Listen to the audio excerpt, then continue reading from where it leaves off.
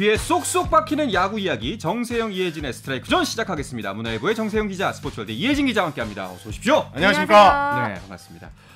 정말 오랜만에 그 월드 베이스볼 클래식 관련 소식이 있어서 이 이야기부터 일단 해야 될 것 같아요. 네, 그렇습니다. 내년 3월 제5회 월드 베이스볼 클래식이 열리는데요. 줄여서 WBC라고 부르죠. 2021년으로 예정됐던 5회 WBC가 코로나19 팬데믹으로 인해서 연기가 됐고요. 그렇죠. 2017년 4회 대회 이후 6년 만에 다시 대회가 열립니다.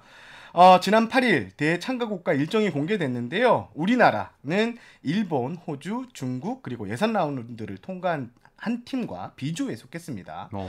올해 WBC는 5개 팀씩 총 4개 조로 구성됐고요. 네. 4회 대회보다 4개국, 그러니까 4개 나라가 늘어난 총 20개국이 참가합니다. 한국은 2017년 4회 대회에 출전한 16개국에 포함돼서 자동으로 출전하게 되고요. 나머지 4개 팀은 오는 9월과 10월에 미국 애리조나 등에서 열리는 예선을 거쳐 최종 결정됩니다. 그렇군요. 우리가 일본이랑 또 같은 배정이 됐습니다. 근데 이게 14년 만이라면서요? 네, 그렇습니다. 아무래도 야구 팬분들이 가장 관심을 갖고 지켜볼 경기 바로 한일전일 것 같은데요. 그렇죠. 말씀하신 것처럼 1라운드에서부터 맞붙게 됐습니다. 이게 14년 만입니다. 당시 한국은 일본과 총 5경기나 치렀는데요. 첫 대회에서 흥행, 위력을 실감한 조직위원회가 최대한 양국이 자주 맞붙도록 경기 방식을 바꿨기 때문인데요. 또 결승전 맞대결의 주인공이기도 합니다. 연장까지 가는 접전 끝에 패하기는 했으나 한국의 저력을 보여줬던 무대입니다. 2013년과 2017년에도 참가를 했지만 1라운드에서 탈락을 하는 바람에 일본과 더는 붙지 못했습니다. 그렇군요. 그렇게 되면 이제 자연스럽게 좀 지난번 경기들은 어땠나 좀 짚어보게 되거든요. 우리가 WBC 무대에서 항상 일본은 한 수 위라고 평가됐는데 진짜 잘 싸웠습니다. WBC 상대 전적이 4승 4패 동률입니다. 객관적인 전력은 말씀드린 대로 일본이 앞서지만 항상 WBC 무대에서는 우리가 끈질기게 상대를 물고 늘어지는 이런 전력을 발휘했는데 특히 8경기 가운데 5경기가 3점 차 이내 승부였습니다. 그리고 우리 8회, 역전의 8회라는 대표팀의 공식, 이게 이제 일본전 WBC 2006년에 쓰여졌고요. 그리고 제가 인상적으로 기억 남는 경기는 2009년에 첫 경기를 일본이 3대 14로 패했습니다. 하지만 1라운드 결승전이었죠. 일본을 만나서 1대0으로 이깁니다. 이때 붙여진 게 봉열사, 봉준군 투수의 또 그랬었죠. 맞아요. 이치로 선수를 견제하는 장면, 이런 장면이 있었고요. 한국은 이제 WBC에서 준우승 1회, 3위 한 번 이렇게 기록했는데 일본은 솔직히 잘했습니다. 우승이 2차례, 3위가 2차례. 전부 4강 안에 들었었는데요. 마지막 고비에서는 항상 일본을 못 이겼는데 내년에는 한국이 일본을 꺾고 세계 정상에 서길 기원하겠습니다. 그러게요. 이제 없던 저력마저도 나오는 게 사실 한일전이잖아요. 예. 그리고 WBC는 메이저리그에 있는 선수들도 출전할 수가 있잖아요. 그렇게 되면은 일본 팀에는 오타니도 나올 가능성이 있네요. 그렇죠. WBC는 세계적으로 가장 위상이 높은 야구 국가 대항전인데요. 메이저리그 사무국의 주도로 출범을 했기 때문에 현역 빅리거들이 대거 출동을 합니다. 말씀하신 것처럼 야구 천재라 불리는 일본인 야구 선수 오타니 쇼헤이 선수에게도 많은 시선이 쏠리는데요. 구라야마 히데키 일본 야구 대표팀 감독이 8월 초 미국을 방문해 직접 이야기를 나눌 예정이라고 합니다. 오타니 선수는 잘 알려진 것처럼 투타 겸업으로 정말 메이저리그 센세이션을 일으킨 주인공이잖아요. 이 구리야마 감독과의 인연도 깊습니다. 일본 프로야구 니포넴에서 뛰던 시절 사령탑으로 만났었거든요. 다만 오타니 선수가 실제로 합류할 수 있을지는 조금 두고 봐야 되는데요. 오타니 선수가 2023 시즌을 마치면 FA 신분이 되거든요. 이미 에이전트 쪽에서 굉장히 큰 액수를 불렀다는 보고가 있습니다. 소속팀 LA 에인저스가 이를 좀 충족시키기가 어려운 상황이라서 그 전에 트레이드를 시킬 수도 있다, 이런 관측이 나오고 있습니다. 보통 스프링 캠프가 2, 3월에 열리잖아요. 환경이 바뀌면 이 새 소속팀에서 이를 허가하지 않을 수도 있다, 이런 관측이 나오고 있습니다. 저는 나온다고 봅니다. 이게 메이저리그 사무국이 주최하는 대회거든요. 흥행이 중요합니다. 그리고 지금 4년 만에, 6년 만에 열리는 대회이기 때문에 오타니 쇼헤이의 이 이름값 메이저리그 사무국에서 무조건 나가라고 할 가능성이 높죠. 그렇죠. 나오느냐 안 나오느냐에 따라서 진짜 세계적인 관심은 물론 일본에 일단 관심이 어마어마하게 날 것 같긴 하네요. 그 우리나라도 이제 WBC에 발맞춰서 발빠르게 움직이고 있다는 소식이 있습니다. 기술위원회를 오늘 발표를 했죠. 네, 그렇습니다. 각 파트별 전문가들이 모였습니다. 위원장으로 염경엽 해설위원이 선정이 됐고요. 항저우 아시안게임에 이어 다시 한번 중책을 맡게 됐습니다. 여기에 조범현 전 KT 감독을 비롯해 양상문 해설위원, 이승엽 해설위원, 심지학 해설위원, 김선우 해설위원, 장성호 해설위원 등이 기술위원으로 합류했습니다. 네, 정말 많은 분들이 합류를 했는데 혹시 정세영 기자는 늘 이제 기술위원 활동을 했잖아요. 네, 그렇습니다. 이번에도 합류를 하시나요? 이번에는 아쉽게 제가 합류하지 않았는데요. 예, 제 능력 밖의 일인 것 같고요. 일단 최정예 대표팀 멤버를 꾸려야 되니까 이 선수 출신 그리고 선수 보는 뛰어나신 분들, 해설위원 출신 현역 출신 선수들이 나가는 게 맞다고 생각하고요. 이 기술위원회가 정말 중요한 게 뭐냐면요. 항저우 아시안 게임 대표팀 같은 경우에는 대한야구협회와 함께 이렇게 기술이 그다음에 이제 선수들을 꾸릴 예정인데 지금은 KBO가 정권을 행사해서 감독부터 선수까지 모든 걸 뽑게 돼 있습니다. 그래서 지금 기술위원회가 좀 비중이 상당히 커졌다고 볼 수 있고요. 앞으로 기술위원회 위원님들 잘 선발하시길. 그렇군요. 아니, 정세영 기자가 오늘 투명인간 모드잖아요. 기술위원이 안 되니까 이제 투명하게 있는 건가요? 저는 아쉽지 않습니다. 알겠습니다. 이전 감독 선임부터 이제 기술위원회에서 들어가게 되는 건가요? 그렇습니다. 지금 유중일 감독이 항저우 아시안게임 대표팀 사령탑으로 되어 있는데 지금 일단 활동이 정지가 됐어요. 대회가 1년 연기 때문에. 그렇죠. 그래서 지금 사령탑을 새로 뽑아야 되는데 이게 또 KBO 리그에서 주관하는 이제 선발하는 대회이기 때문에 유중일 감독이 그래도 좀 가능성이 높지 않을까라는 이야기도 있고요. 또 일각에서는 지금 우리 최정예 멤버를 꾸리려면 일본에 있는 현장 사령탑이 아무래도 이야기도 나옵니다. 그런데 하지만 이게 WBC 대회를 나가게 되면 2월달에 캠프부터 3월달까지 이게 팀의 일정을 다 비게 됩니다. 그렇죠. 그래서 이걸 상당히 난처해하는 감독들이 많아서 제가 봤을 때는 전임 감독제로 갈 것 같고요. 그 중심에 유중일 감독이 한 번 더 기회를 받지 않을까 싶습니다. 그렇군요. 아까 말씀해 주셨다시피 우리나라는 이제 일본, 대만 등과 함께 B조에 속해 있고 다른 조들은 어떻게 편성이 되어 있나요? 네, A조에는 대만, 네덜란드, 쿠바, 이탈리아 그리고 예선 1위 팀이 편성이 되고요. C조에는 미국, 멕시코, 콜롬비아 또 예선 3위 팀이 속해 있습니다. D조에는 푸에르토리코, 베네수엘라, 도미니카 공화국, 이스라엘 예선 4위 팀이 맞붙게 됩니다. 참고로 A조와 한국이 속한 B조 1, 2위 팀은 일본 도쿄에서 8강전을 치르게 되고요. 이를 통과한 팀들은 미국 마이애미로 향하게 됩니다. 4강전부터는 미국에서 열린다 이렇게 보시면 될 것 같습니다. 이거 좀 개인적인 궁금한데 이제 저희가 잘 아는 이제 기존에 올림픽에서도 봤고 여러 가지 나라들이 있는데 그런 잘하는 나라들 말고 또 약간 좀 주목해서 볼 만한 나라가 어디가 있을까요? 우리가 2017년 대회였나요? 그때 네덜란드에게 호되게 당했거든요. 이게 지금 모계 선수들, 그러니까 할아버지 국적의 선수들도 나올 수 있습니다. 그래서 지금 한국 대표팀 같은 경우에는 한국계 선수들, 지금 세인트루이스의 토미 에드먼 현수, 롭 스나이더라고 보스턴에 한국명이 김정태 선수예요. 입양이 됐던 선수인데 그다음에 위치 화이트 선수 이런 선수까지 나올 수가 있거든요. 그렇게 되면 네덜란드 같은 경우에는 유럽이지만 네덜란드 할아버지를 둔 선수들이 나오면 저희가 2017년대에 고전했던 이유로 그런 이제 모계나 이제 자기 조부모까지 올라갔을 때 그런 선수를 나온다면 어느 한 팀도 만만한 팀이 없는 겁니다. 그렇네요. 진짜 별들의 전쟁이 되겠네요. 그렇습니다. 그 나라를 대표해서 뛸 수 있는 거니까.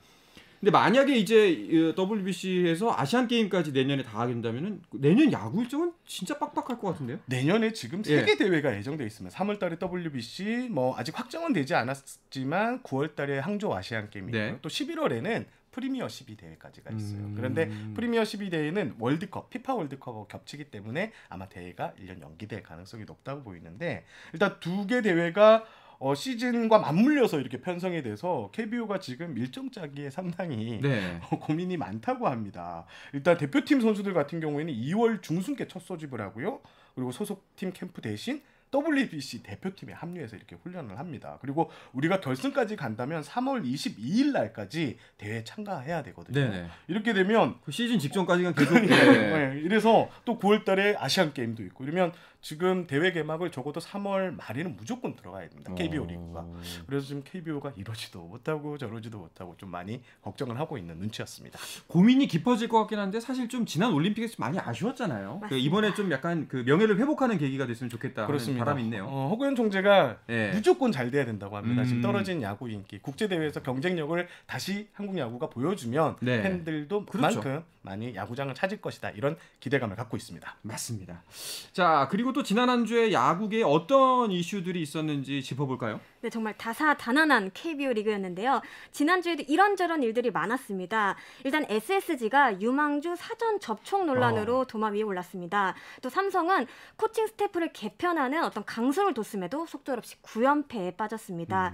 반대로 키움은 9연승을 달리며 승승장구했고요. SSG는 외인 타자를 교체하면서 선두 자리 지키기에 총력을 기울였습니다. 네, 이거 그 SSG가 유망주를 이제 사전 접촉을 했다. 이 논란 같은 경우에는 KBO가 관련 경위서를 제출하라고 했다고 하던데 그렇다면은 충분히 의심받을 만한 정황이 있었다는 거잖아요. 네, 핵심 쟁점은 두 가지입니다. 특정 선수를 구단이 지정해서 오라고 했는지, 1라운드 선수, 그러니까 1라운드에 뽑힐 선수가 있기 때문인데요. 그리고 측정 데이터를 구단 스카우트 작업에 활용했는지, 이 두 가지가 쟁점인데 일단 SSG 측의 설명은 구단은 모교, 그러니까 X고등학교에 업체에 연결시켜주고 업체가 전화하겠고 업체가 선수를 알아서 보냈다. 그러니까 그 해당 고등학교가 알아서 선수를 보냈다고 이렇게 주장했고요.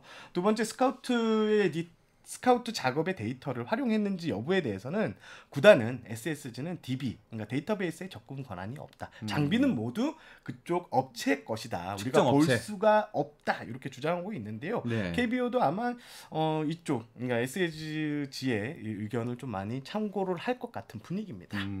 이게 저는 잘 몰랐던 부분인데 드래프트 지명 이전에 선수를 직접 접촉을 하면은 징계를 이제 크게 받는다면서요? 네, 그렇습니다. 이번에 논란이 된 이유 중 하나인데 이 참여한 선수 가운데 3학년 학생도 있었거든요. 이들은 오는 9월 신인 드래프트 대상자들입니다. 상위 지명이 유력한 선수들도 포함이 돼 있는 것으로 알려졌는데요. KBO는 템퍼링, 그러니까 사전 접촉을 엄하게 이제 금지하고 있습니다. 적발 시 해당 구단은 1라운드 지명권이 박탈되고요. 해당 선수 역시 3년간 프로야구 등록이 금지됩니다. 하지만 어디까지를 사전 접촉으로 봐야 되냐 하는 목소리도 있거든요. 이미 주말 리그나 각종 전국 대회에서 트랙맨 등을 활용해서 이제 선수들을 찍는 모습이 이미 좀 보편화됐고요. 또 이번 바이오 메카닉을 또 메디컬 체크로 봐야 되냐, 요거와 관련해서도 정말 다양한 의견이 나오고 있습니다. 바이오 메카닉이라고 하면은 이제 선수들의 운동 능력 같은 걸 측정하는 걸 말하나요? 스윙을 하게 되면 이 발사각이라 그러죠. 그 각도부터 스윙 스피드, 몸의 반응, 회전 축의 이 기울기 이런 걸 다 보게 되는데 이 데이터는 SSG는 받지 않았다고 주장을 하니까 좀 더 상황을 좀 지켜봐야 될 것 같습니다. 아마도 구단 측도 이런 문제가 굉장히 예민한 문제라는 걸 알고 있고 선수는 3년 동안 프로그램을 못한다는 건 굉장히 커다란 불이익이잖아요. 그러니까 좀 이런 일이 있었을까 싶기도 하긴 한데 일단은 조사 결과를 봐야 될 것 같네요. SSG 같은 경우에는 그 외국인 선수 교체로도 또 눈길을 모았던 한 주였죠.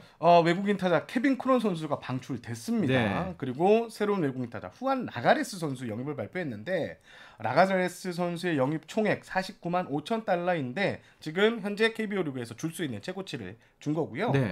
가장 눈에 띄는 것은 이 라가레스 선수가 2013년 메이저리그 골드 글러브. 그러니까 우리의 골든 글러브랑 좀 다른데요. 골드글러브는 수비를 잘하는 선수의 정상입니다. 그만큼 수비가 뛰어난 선수고요. 사실 2019년에 라가레스 선수 몸값이 900만 달러였습니다. 우리 돈으로 100억이 넘는 선수였습니다. 하지만 그 이후에 좀 기량이 떨어지는 평가를 받고 방출되면서 데리고 왔는데요. SSG는 일단 중장거리형 타자로 평가하고 있고 지금 스피드 그리고 수비 실력이 뛰어나기 때문에 팀의 보탬이 될 수 있을 것이라고 밝혔습니다. 그리고 SSG는 지금 투수도 교체할 예정입니다. 이반 노바 선수가 좀 부진하고 지금 부상으로 빠져 있는데 지금 외국인 투수 시장이 좀 좋지 않지만 S급, A급은 아니더라도 플러스급 선수를 데려오겠다는 방침이고요. 지금 대만의 한 투수와 링크가 나 있는 상황입니다. 그렇군요. 이제 크론 선수 대신에 이제 라가레스를 영입한 건데 그 여기에는 사실 뭐 크론이 못한 부분도 있지만 전희산 선수가 예상외로 너무 선전을 펼쳤기 때문도 좀 있을 것 같아요. 그렇습니다. 전희산 선수는 올해 처음 1군 무대를 밟은 자원인데요. 크론 선수가 자리를 비운 사이에 정말 맹타를 휘두르면서 눈도장을 제대로 찍었습니다. 올 시즌 26경기에서 타율 3할 3푼 3리, 5개 홈런 21타점을 때려내고 있습니다. 1루수로서 수비 또한 좀 안정적으로 해내고 있는데요. 반면에 크론 선수는 2군에서 재정비를 했음에도 좀 좀처럼 타격감을 살리지 못했습니다. 더욱 이제 전희산 선수가 있기 때문에 좀 더 외야 쪽에 포커스를 맞춰서 찾아볼 수도 있었는데요. 실제로 유상규 단장은 전희산이 좋은 모습을 보여서 외야수 보강을 우선적으로 리스트업했다 이렇게 직접적으로 밝히기도 했습니다. 제가 비하인드 하나 말씀드리면 네. 5월 30일 날 SSG 스카우트팀 미국에 이렇게 출국해서 선수를 보러 출국했습니다. 그때만 하더라도 전희산 선수가 이렇게 활약하기 전이에요. 그렇죠. 그래서 네. 일루수 거포 자원을 찾고 있었는데 전희산 선수가 너무 빼어난 활약을 펼치니까 바로 스카우트 대상이 외야수로 바뀌었다고 합니다. 그래서 데려온 게 이제 라가레스 선수를 데려왔습니다. 야, SSG가 여전히 1위인데도 굉장히 적극적인 활동을 펼치고 있거든요. 그런데 네. 키움이 쫓아오는 걸 생각하면 이렇게 할 수밖에 없겠구나라는 생각도 듭니다. 자, SSG와 키움의 선두 경쟁 이야기는 잠시 쉬었다 와서 또 자세하게 나눠보도록 하겠습니다.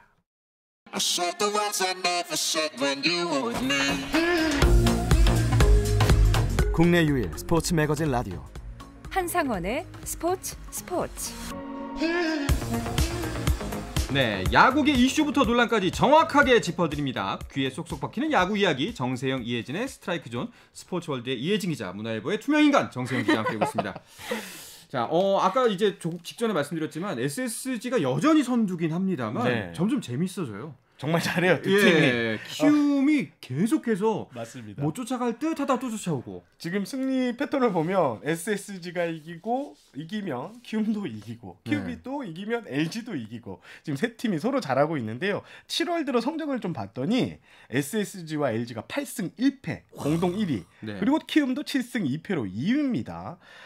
지금 SSG 같은 경우에는 외국인 선발 투수 1명, 외국인 타자 없이도 호성적을 유지 중이고 반면 이제 키움 같은 경우에는 너나 할 것 없이 다 잘합니다. 네. 이정우 선수도 잘하고 뭐 마무리 김재웅 선수도 잘하고 뭐 나가는 경기에 나서는 선수마다 모두 잘하고 있는데요. 이런 덕분에 모두가 잘해주는 덕분에 SSG를 꾸준히 추격하고 있고요. 반면 LG는 이런 얘기를 하더라고요. 우리 이렇게 잘했는데 위에 두 팀이 너무 그렇죠. 안 줘요 라고 이렇게 하소연을 하는데 지금 상강 체제가 정말 시즌 막판까지 이어질 것 같습니다. 키움의 이제 안우진 선수 같은 경우에는 진짜 뭐 각 팀 에이스들을 상대로 도장 깨기 하고 있나? 이런 생각이 들 정도예요. 그렇죠. 안우진 선수가 올해 토종 에이스 역할을 하고 있잖아요. 그러다 보니까 자연스럽게 또 각 팀 에이스들과 만나는 일이 많습니다. 네. 중요한 건 상대가 누구든 안우진 선수 제공을 던지고 있다는 점인데요. 뭐 외인 일선바들은 물론이고요. 기아 양현종, 뭐 NC 구창모, 삼성 원태인 선수 등 뭐 만나도 흔들림 없이 본인의 피칭 선보이고 있습니다. 어제는 그쪽에서 NC 구창모 선수와 선발 맞대결을 펼쳤는데요. 판정승을 거뒀다 이렇게 얘기를 해도 될 것 같습니다. 8.1이닝 2피안타 무실점 피칭을 선보이면서 데뷔 첫 10승고지에 올랐습니다. 이날 최고 구속이 157km까지 찍혔다고 합니다. 사실 구창모 선수도 잘했거든요. 5.1이닝 1실점이었는데 안우진 선수 쪽이 워낙 좀 강력했습니다. 안우진 선수가 빠른 볼만 던지는 게 아니라 공끝이 살아온다고 해요. 그래서 그 안우진 선수를 상대하는 타자들의 그 머쓱한 스윙을 많이 보실 수 있을 겁니다. 이렇게 스윙을 했다가 바로 돌리는 이게 궤적이 너무 차이 난다고 합니다. 그만큼 볼끝이 살아서 탁 들어온다고 합니다. 정말 치기 힘든 직구를 던진다는 게 지금의 안우진 선수입니다. 저는 안우진 선수가 대단한 게 사실 이렇게 뭐 본인의 능력이 뛰어날 수는 있는데 그 노장들을 만났을 때 그 위축된다거나 혹은 이제 심리전에서 밀리는 경향이 젊은 선수들이 많이 보이잖아요. 근데 그런 부분마저도 대단하다라는 생각이 들더라고요. 칠테면 쳐봐 이런 느낌으로 공을 던지죠. 그러게요. 그리고 또 이 김시향이란 포수는 또 어디서 나온 거예요? 이 키움이 그 박동원 선수를 기아에 트레이드했잖아요. 이 이유 중에 하나가 이 김시향 선수의 존재 때문이었습니다. 김시향 선수가 이게 키움이 애지중지하는 지난해 신인인데요. 이제 올해부터 데뷔를 했는데 애지중지하는 포수 유망주인데 동성고를 졸업했고요. 지난해 신인 2차 5라운드로 지명됐지만 입단부터 키움에서 이 선수 물건이야라고 점 찍고 키운 선수인데 퓨처스 리그에서 일단 좋은 활약을 보였고 블러킹, 수비, 송구 하나도 빠지지 않았다고 합니다. 그리고 올해 고흥 스프링 캠프에 확실한 눈도장을 또 받았고 결국 1군 데뷔가 언제야 했는데 지금 1군 데뷔전까지 치르면서 주목해 리그에서 가장 주목받고 있는 포수 중에 한 명이 김지향 선수입니다. 그렇군요. 박동원 선수를 기아로 보낼 때 사실 이게 맞는 선택인가라는 이야기가 되게 많았거든요. 그렇죠. 근데 다 계획이 있었구나. 이재영 선수도 있고 근데 김지향 선수가 딱 눈에 들어왔다고 합니다. 이 두 지금 투탑 SSG와 키움 굉장히 재밌는 경기가 펼쳐지고 있는데 이번 주에 잘하면 순위가 바뀔 수도 있습니다.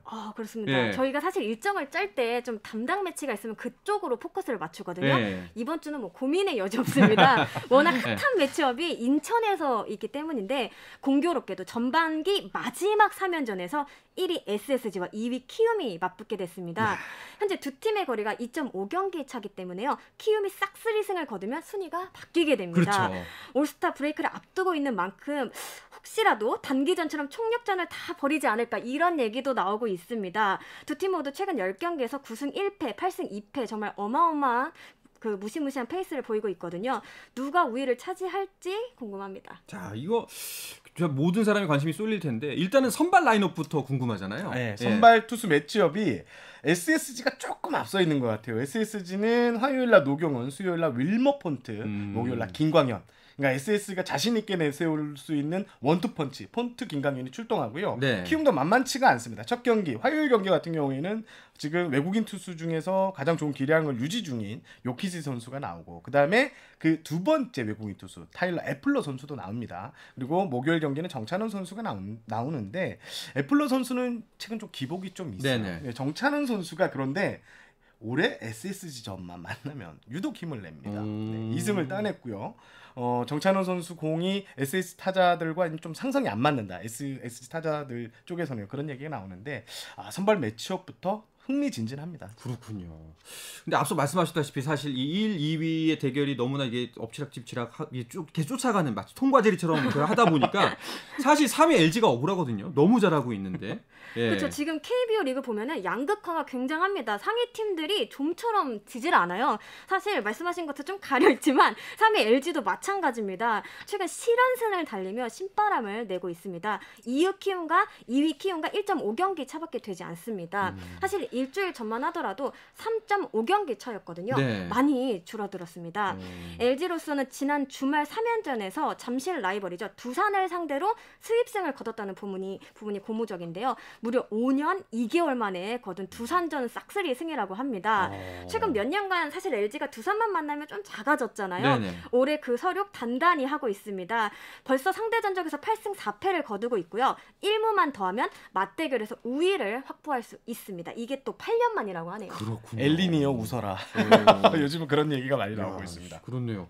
혹시 이제 그 이후의 순위는 어떤 상황인지 좀 간단하게 짚어볼까요? 일단 이 세 팀이 너무 치고 나갔는데요. 4위는 KT고요. 42승 2무 38패입니다. 그리고 5위는 기아가 지난주 좀 회복을 많이 했습니다. 5할 승률 턱걸이에서 5할 승률에 2개 플러스 2개가 많은 5위 자리를 유지하고 있고요. 그 이후 밑에 팀들이 다 5할 승률 밑인데 6위가 롯데, 7위가 두산, 8위가 삼성, 9위가 NC, 최하위는 여전히 하나입니다. 네, 이게 순위표를 보면 이제 1, 2, 3 나뉘어져 있고 3, 4, 5 나뉘고 이제 뭐 9까지 좀 비슷하다가 이제 마지막 10이 또 크게 벌어지고 맞습니다. 이런 형국인 것 같네요.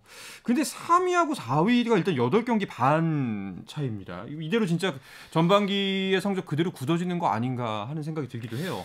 제가 기자가 2007년에 기자가 됐는데 기자가 됐는데 이런 시즌이 있었나 싶을 정도로 5강 팀이 승리하는 날 5강 밖에 팀이 모조리패하는 이런 날이 진짜 비일비재하거든요. 예. 최근에 전문가들과 이렇게 얘기를 나눠보면 올해는 이 5강 팀을 그대로 유지가 될 것 같다라는 이야기가 나오고요. 특히 1, 3위 팀은 누군지 모르겠지만 4, 5위 팀은 KT하고 기아가 좀 많이 다가서 있는 게 아니냐라는 이야기가 나오고 있습니다. 어떻게 보면 좀 5강 아래 팀들이 너무 네. 힘을 못 쓰는 거 아니냐 이런 이야기도 좀 많이 나오고 있어요. 이렇게 뒤집어지기가 너무 어렵다라는 거죠. 그래서 이제 이강철 감독도 굉장히 지금 KT가 최근 좋거든요, 분위기가. 그럼에도 지금 순위가 좀 좁혀지지 않고 있는데 뭐 이강철 감독 같은 경우에는 매 경기 이렇게 최선을 다한다 이렇게 그냥 얘기하면서도 추격이 계속되면 언젠가는 상위 팀들도 좀 신경이 쓰이지 않겠느냐 이런 바람을 전하기도 했습니다. 알겠습니다. 팀들 소식을 쭉 짚어봤는데 이제 선수들 이야기도 살짝 해볼까 하는데 그 네. 지난주에 가장 좀 눈길을 모았던 선수들 어떤 선수가 있었나요? 저는 SSG 추신수 선수 얘기를 드리고 네. 싶어요. 지난주 6경기에서 4개의 홈런을 터뜨리면서 팀이 선두 행진을 나가는데 큰 몫을 했습니다. 특히 7월 5일 인천 롯데전에서 이제 끝내기 홈런을 터뜨렸거든요. 이게 이제 한국 무대에서 처음 터뜨린 끝내기 홈런이라고 합니다. 네. 또 이날이 김원영 감독의 생일이었습니다. 공교롭게도 지난해에도 추신수 선수가 김원영 감독의 생일에 그것도 롯데를 상대로 홈런을 터뜨렸거든요. 효자네요. 네, 2년 연속 예. 정말 짜릿한 선물을 주지 않았나 생각이 듭니다. 저는 LG 켈리 선수 2경기에 나와서 삼성 두산을 상대로 모두 승리를 챙겼고요. 네. 한 번은 7이닝 1실점, 한 번은 6이닝 무실점. 지금 켈리 선수의 승수 페이스는 20승이 가능하다는 얘기도 나옵니다. 등판할 때마다 전부 승리를 따내고 있는데 거의 승리를 따내고 있는데 일단 유일한 패가 5월 5일 잠실 두산전인데 이거 빼고는 켈리 선수는 무결점 피칭을 선보였다 이렇게 평가하고 싶습니다. 조용히 강하네요. 자, 이번 주는 이제 주중 3연전이 펼쳐지고 이제 올스타 휴식기를 갖게 되죠. 네, 맞습니다. 7월 16일 네. 잠실구장에서 올스타전이 열리는데요. 그 전까지는 이제 팀들이 충분한 휴식을 좀 3일이지만 네. 휴식을 취하는 시간을 벌었습니다. 알겠습니다. 자, 이 이야기를 끝으로 이번 주 정세영 이혜진의 스트라이크 존은 마치도록 하겠습니다. 문화일보의 정세영 기자, 스포츠월드의 이혜진 기자와 함께했습니다. 두 분 고맙습니다. 감사합니다. 자, 내일도 저녁 8시 30분입니다. 한상원의 스포츠.